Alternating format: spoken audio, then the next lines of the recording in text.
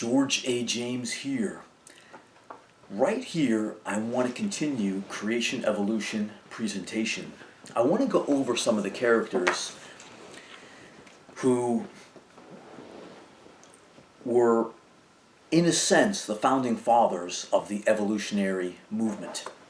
And of course, we think of Charles Darwin. We'll get to him a little bit later, but I want to share with you people that predate Darwin a little bit and talk about their beliefs. I also want to share one Bible scripture, one verse in the book of Ephesians along with this, which I'll do a little bit later. Right now, I want to look at a man by the name of Emanuel Swedenborg was his name. His years are 1688 to 1722.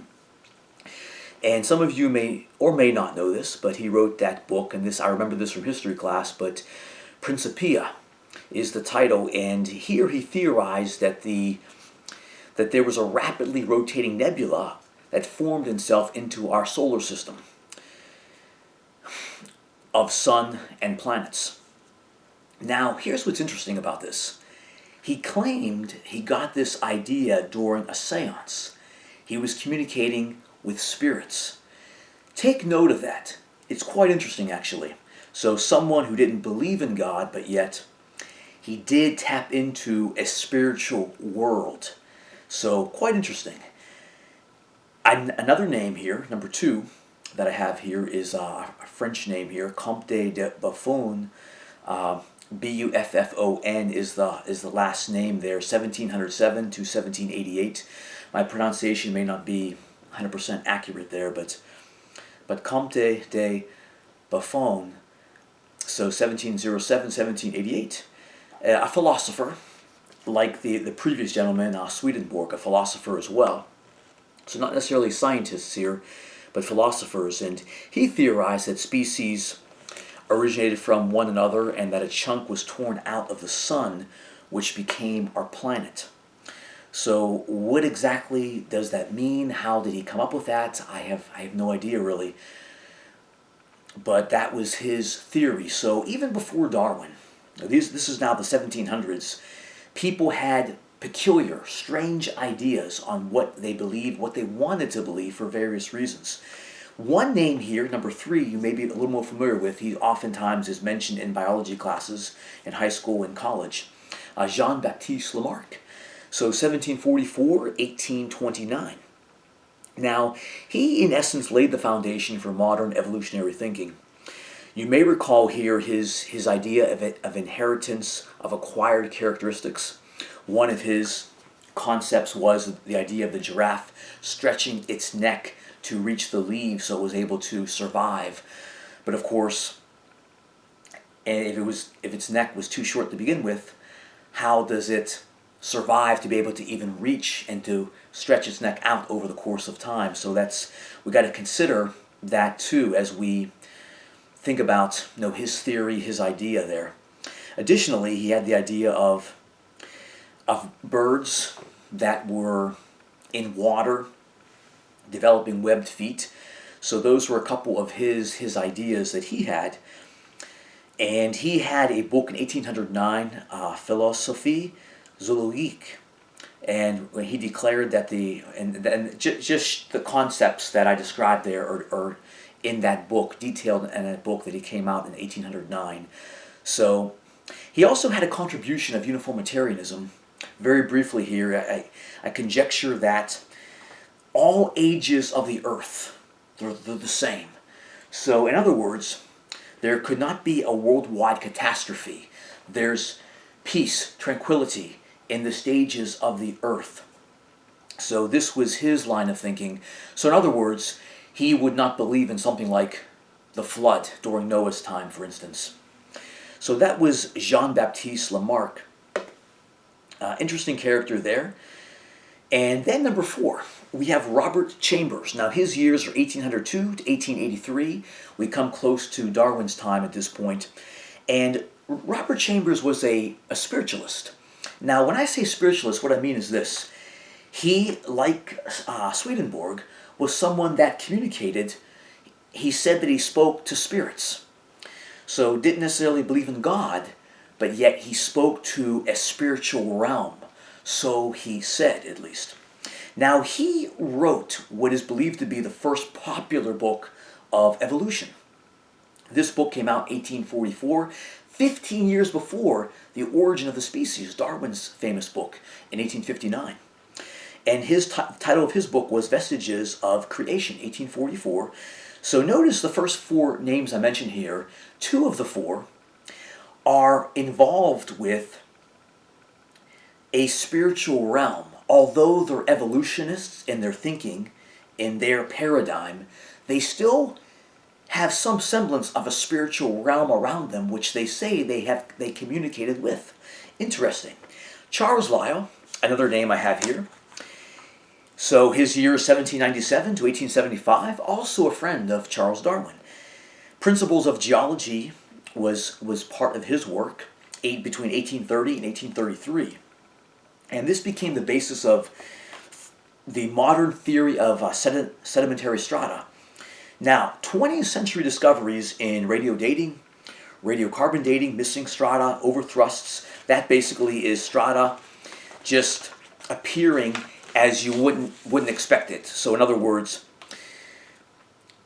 strata that is older on top of strata that is younger in the Earth's surface, in the Earth's crust, basically. So, but these theories that came out in the 20th century debunked many of his teachings and his ideology that he proposed back in the 1800s. So that was Charles Lyell, a good friend of Charles Darwin. We'll mention him again a little later. Another name I want to mention, and this is probably the last one for this little video here. I want to spend more time looking at Charles Darwin, but I want to share a Bible scripture too. But, excuse me, the other name I have here is Alfred Russel Wallace. His years are 1823 to 1913. Now, he's considered to be the man who developed the theory which Darwin published. Now, also interesting, he was someone deeply involved in Spiritism. Spiritism, again, communicating with spirits. That's what he said. Also an avid Marxist later in his life as well. So now in 1858, Wallace conceived, he was the first one, according to my research and study, who coined the phrase survival of the fittest. And we'll look more into how he and Darwin are intertwined in some regard for another video. But what I want to mention right now is something interesting. Darwin was a wealthy man. Alfred Wallace was not.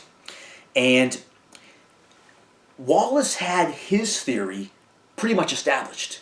Darwin was still piecing things together through the years. Something interesting happened. Darwin, a wealthy man, Wallace, a poor man. Darwin, with the help of his friends Joseph Hooker and Charles Lyell, there was a symposium going on in London about 1858. 1858 was the year.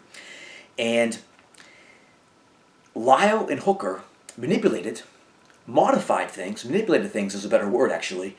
So Darwin would give his address before Alfred Russel Wallace. Now, Darwin goes on to present ahead of Wallace. Wallace goes later, but Darwin gets all the credit for survival of the fittest, for the origin of the species. Later on, a year later, Darwin goes on to publish the famous book, Origin of the Species, and leaving Wallace behind. Now, in 1980, there was an interesting book written by a man named Arnold C. Brackman. And what Brackman addresses here is that Darwin plagiarizes Wallace, and he also goes through the arrangement that was made to have Darwin go ahead of Wallace in this address in London to share his synopsis, his ideas regarding evolution. So there was manipulation going on there. Darwin goes on to be very famous.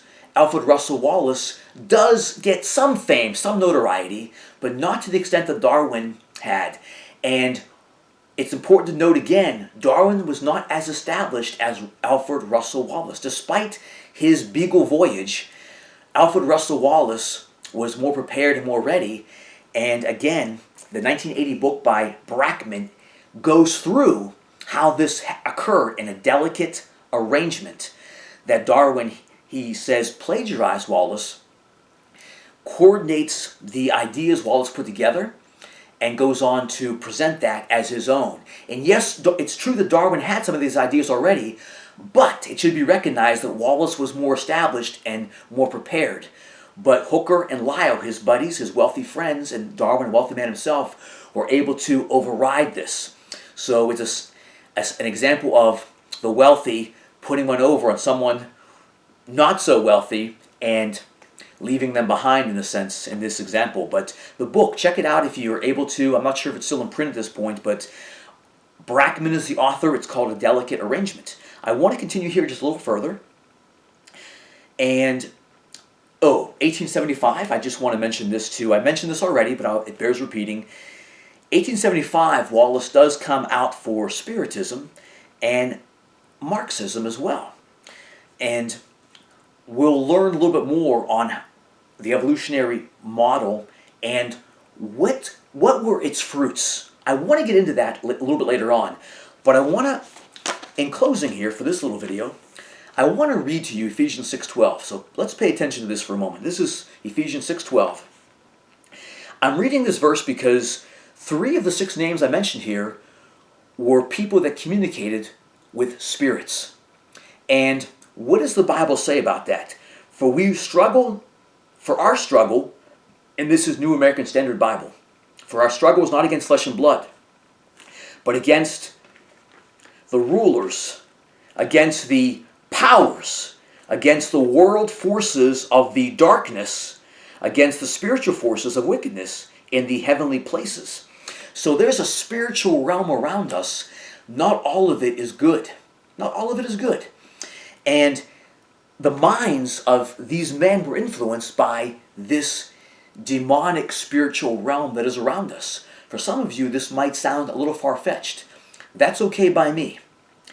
I speak here with the authority of the Word of the living God and make no apologies for that. You study for yourselves, take what I said, digest it on your own, and see what you come up with in your own personal studies. But we'll continue with this evolutionary presentation, creation evolution presentation with George A. James. And at this point, I'm going to sign off. Next time, we're going to look at Charles Darwin specifically, because there's more to share with that individual. George A. James, I'll see you soon. Peace out. Take care.